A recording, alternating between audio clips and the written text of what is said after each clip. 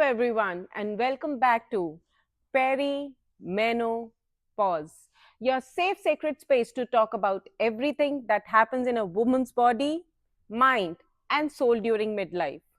Today, we are diving deep into something that might sound simple, but is one of the hardest things to truly master: the art of conversation.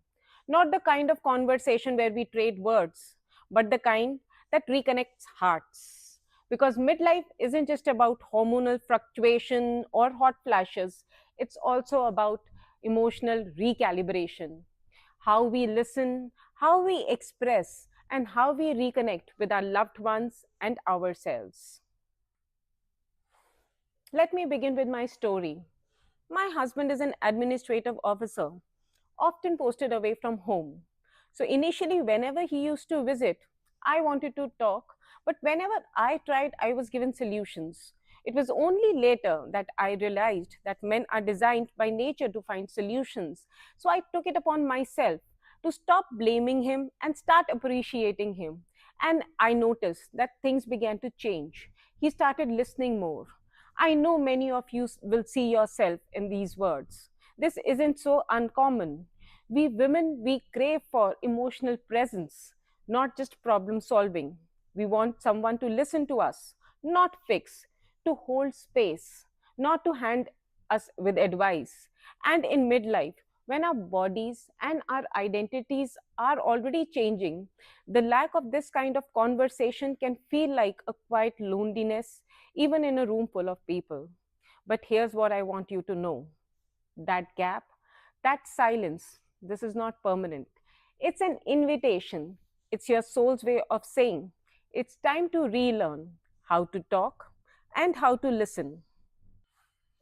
Now, let me bring in a little science here. During perimenopause, our estrogens and our progesterone levels, they start to fluctuate, and these hormones play a huge role in the emotional bonding and empathy. They also affect the oxytocin levels. That is why in these years you might feel emotionally more sensitive and even misunderstood. But here's the interesting part: neuroscience shows that female brain during midlife also becomes more reflective, more intuitive, and more capable of emotional regulation if we nurture it consciously. In other words, our conversations can retain our brain literally. Deep, heartfelt conversations activate the prefrontal cortex, the area which is responsible for empathy, listening, and patience. So, the more we practice mindful dialogue, the more emotionally intelligent we become. That is why conversation in midlife isn't just talk, it's therapy, it's medicine, it's hormonal and emotional recalibrator. Now, let's be honest. Many long marriages go through a phase of communication drought around this phase of life. In the first years, we talk endlessly about dreams, about babies, about plans, jobs, everything. But after 15 to 20 years, it is mostly logistics. Dinner is ready, bills are overdue, the kids' fees is due. Somewhere your friendship slips away. And yet, this is exactly what we crave for most during this phase of life: friendship. The ability to talk without fear, the fear of judgment. We want to be silly again, to share a random thought, and to be seen. But as women, we often suppress this need, thinking, oh, it's too late, or maybe he'll never understand. My darling, it's not too late.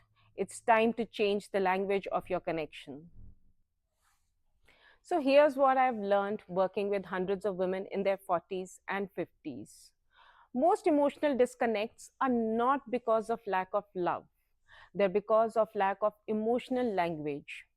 So if you're listening and wondering how to start small. Here are a few tiny rituals that you can start using to rebuild the bridge. Start with appreciation. A simple "I'm glad that you are here" or "you make me feel safe."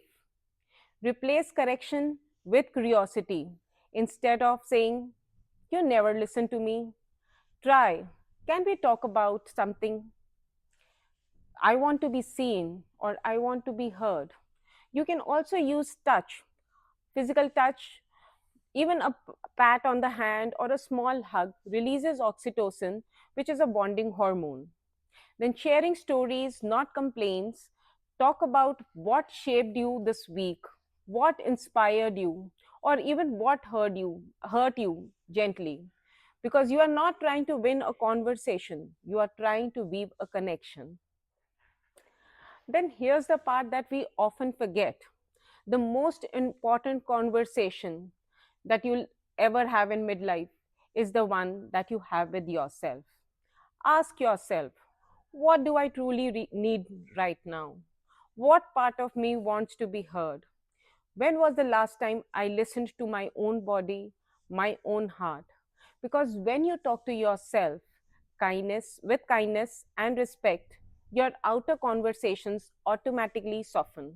Your tone changes. Your patience increases. You begin to respond, not react.